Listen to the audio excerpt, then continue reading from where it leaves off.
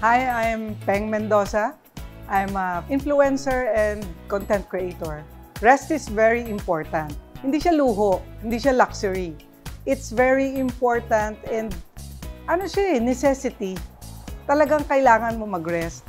Hindi siya pwedeng sabihin mo na mag-rest ka lang kung pwede. Dapat kang nagre-rest. Nung nag-walk-in ako sa branch nyo, sa Shangri-La, so, dapat doon, magka-canvas pa lang ako, titingin pa lang. Kaya lang ang galing, tina-try sa akin yung Ogawa. So, pag upo ko doon, naramdaman ko, sabi ko, iba ito.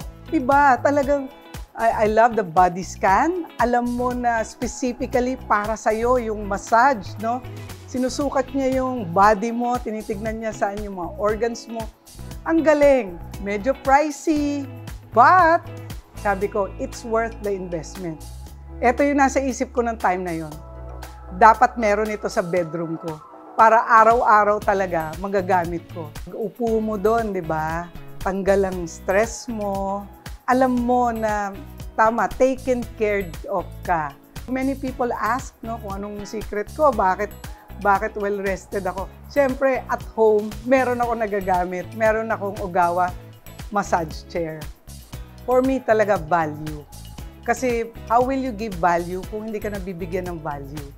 Yung value na bibigyan niya sa akin, my reset, my calmness, and my relaxation, dahil doon, nakakabigay din ako ng value sa mundo. So, ganun lang talaga ang exchange natin eh.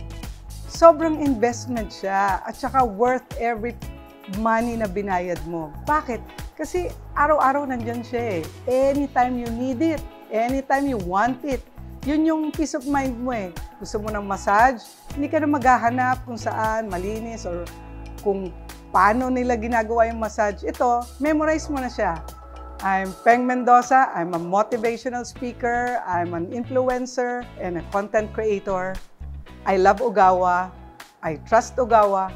And Ogawa is my relaxation.